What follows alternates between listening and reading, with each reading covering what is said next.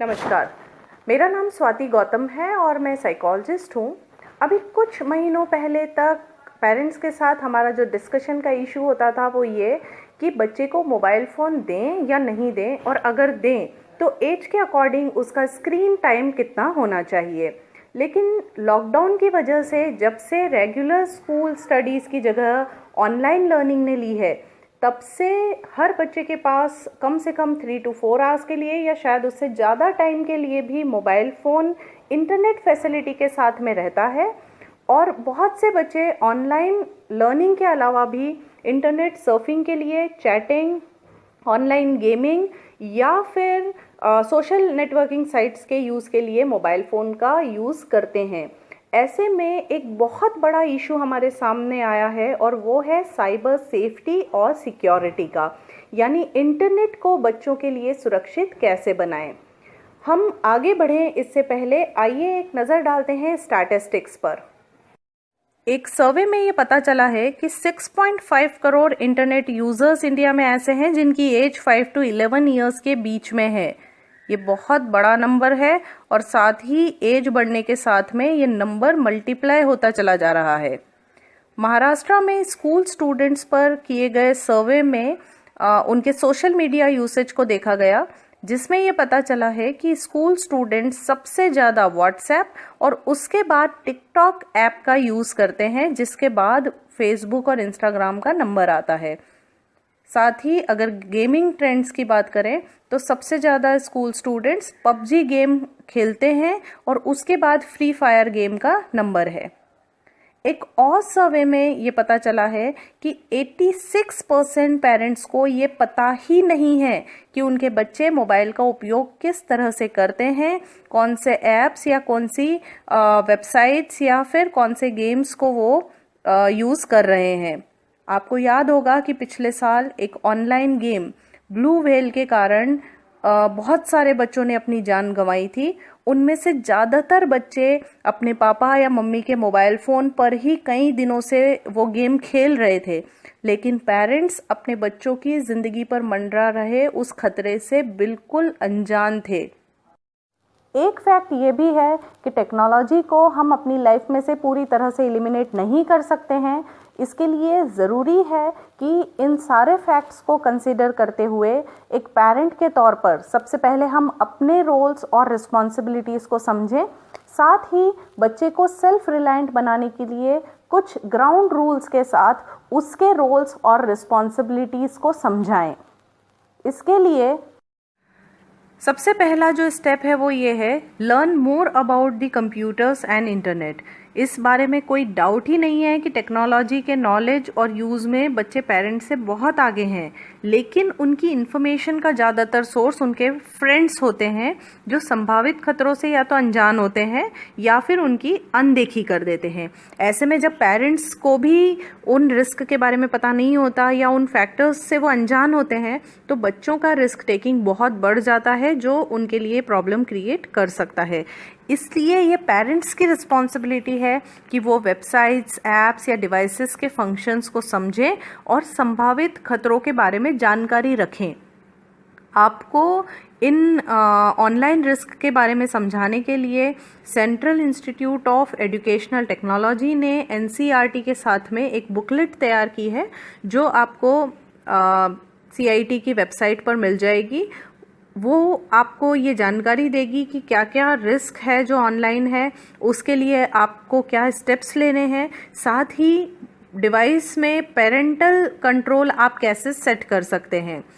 इसके अलावा आप अपने परिवार के किसी भी सदस्य, रिश्तेदार, पड़ोसी, जिसको भी कंप्यूटर के बारे में थोड़ी जानकारी है, आप उनसे बातचीत करके चीज़ों को समझ सकते हैं और सेटिंग कर सकते हैं।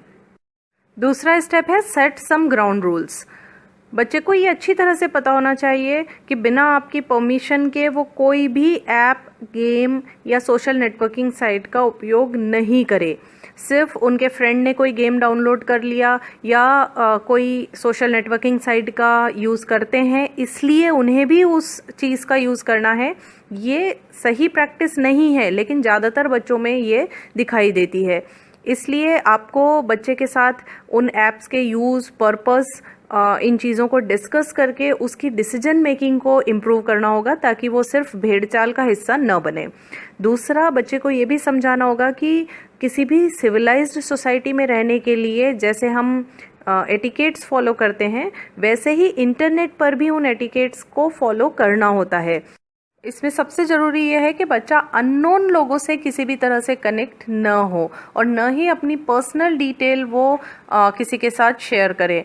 कुछ गेम्स जैसे कि पबजी, फ्री फायर, इसमें वॉइस मैसेजेस पॉसिबल होते हैं, मतलब जो लोग गेम खेल रहे हैं वो आपस में कम्युनिकेट कर पाते हैं। जब इस तरह के ग्रुप में बच्चा बातचीत कर रहा होता है तो बहुत सारे साइबर क्रिमिनल्स भी इस तरह के ग्रुप का पार्ट बन जाते हैं और वो बच्चे से इन्फॉर्मेशन लेना चाहते हैं। जब बच्चा गेम खेल रहा है तो उसका पूरा कंसंट्रेशन गेम में होता है और जो सामने वाला पूछ रहा है वो उसका जवाब देता चला जाता है। ये बहुत रिस्की है और बच्चे को किसी भी दिन बहुत बड़ी मुसीबत में ये डाल सकता है। इसलिए ऐसे ऐप्स जिनकी सेफ्टी और सिक्योरिटी के लिए आप श्योर नहीं हैं, उन्हें अपने मोबाइल फ़ोन में से डिलीट कर दें। दूसरा, आप प्राइवेसी सेटिंग इस तरह से रखें अपने मोबाइल फ़ोन की कि सिर्फ फ्रेंड्स, रिलेटिव्स या जो नोन लोग हैं सिर्फ वो ही बच्चे से कनेक्ट हो पाएँ, उनसे कम्युनिकेट कर पाएँ। इसके अलावा बच्चे को ये भी बताना ज़रूरी है कि किसी भी सोशल मीडिया प्लेटफॉर्म पर इररिलेवेंट पोस्ट या कमेंट वो न करे और न ही कोई ऐसी पोस्ट करे जिससे किसी को कोई भी हार्म या फिर डिस्ट्रेस हो। ऐसा करना साइबर क्राइम की कैटेगरी में आता है, जिसके लिए सज़ा का प्रावधान है। ये साइबर क्राइम है जिसके लिए साइबर लॉ के तहत उसको सज़ा मिल सकती है। तो इस बारे में वो श्योर हो बिल्कुल। कुल मिलाकर बात यह है कि बच्चे का जो बिहेवियर है या किसी भी पर्सन का जो बिहेवियर है, जो लैंग्वेज है या जो उसके इंटेंशंस हैं, वो मॉरली, एथिकली और लीगली सही होने चाहिए। इसमें थर्ड स्टेप है इस बात की जानकारी रखना कि अगर कोई दूसरा पर्सन इन नॉर्म्स का वायलेशन करता है तो क्या किया जाए। यहाँ पर बच्चों के लिए जो सबसे बड़ा रिस्क है वो है साइबर बुली। साइबर बुली का मतलब है टेक्नोलॉजी का यूज़ करके कोई भी निगेटिव, हार्मफुल, फॉल्स इन्फॉर्मेशन को सेंड करना या शेयर करना जो कि दूसरे पर्सन को डिस्टर्ब कर दे, उसको साइकोलॉजिकल स्ट्रेस दे या किसी भी तरह के हार्म को क्रिएट करे। ये एक सीरियस ऑफेंस है जो कि साइबर लॉ के अंदर पनिशेबल ऑफेंस है। कई बार रूल्स रेगुलेशंस पता होते हुए भी बच्चे प्रॉब्लम से सफ़र करते रहते हैं, लेकिन अपने पेरेंट्स और टीचर्स को वो इस डर से ये बात नहीं बता पाते कि उन्हें ही गलत समझा जाएगा और या फिर उनसे उन सुविधाओं को ले लिया जाएगा। यहाँ बुली करने वाले लोग भी इस चीज़ को अच्छी तरह से जानते हैं और इसी चीज़ का फ़ायदा उठाकर पेरेंट्स के नाम पर ब्लैकमेल करके बच्चों को पूरी तरह से अपने कंट्रोल में ले लेते हैं। इसलिए साइबर बुली या फिर ज़िंदगी की किसी भी समस्या का सामना करने पर बच्चे के मन में ये विश्वास होना चाहिए कि पेरेंट्स मेरी समस्याओं को सुनेंगे और उसके सल्यूशन में मेरी मदद करेंगे, तभी वो आपको खुलकर अपनी बात बता पाएंगे। इसलिए बच्चे को आपको ये भी सिखाना होगा कि अगर कोई भी परेशानी उसे आती है तो सबसे पहले वो उस पर्सन को ब्लॉक कर दे और अपने पेरेंट्स, टीचर्स या किसी भी ट्रस्टेड एडल्ट को वो इस बारे में रिपोर्ट करे। अगर हम बात करें छोटे बच्चों की, तो क्लास 5 तक के बच्चों को आप इंडिपेंडेंटली मोबाइल फ़ोन हैंडल न करने दें।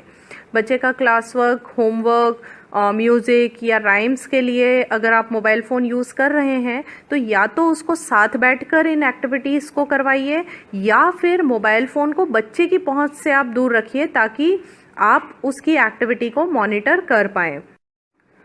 कई बार पेरेंट्स के लिए बच्चे के साथ बैठना मुश्किल होता है।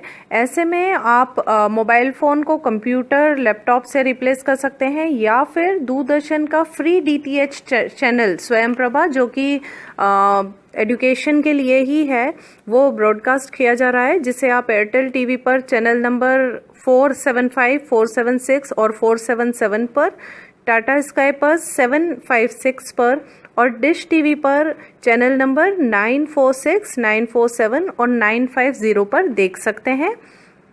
Central institute of educational technology की वेबसाइट पर जाकर एनसीईआरटी द्वारा किए गए जो इनिशिएटिव्स हैं उनके लिंक आपको मिल जाएंगे। इन लिंक्स में आपको बच्चे की क्लास की ऑडियो बुक्स, वीडियो, पीडीएफ सभी तरह के फॉर्मेट मिल जाएंगे, जिसको आप अपनी सुविधा के हिसाब से डाउनलोड करके बच्चे को दिखा सकते हैं और उसकी लर्निंग को आप कंटिन्यू कर सकते हैं। ये सारे लिंक्स जिनके बारे में बात कर रही हूँ ये इस वीडियो के डिस्क्रिप्शन बॉक्स में दिए गए हैं, जिस पर आप क्लिक करके और डाउनलोड कर सकते हैं।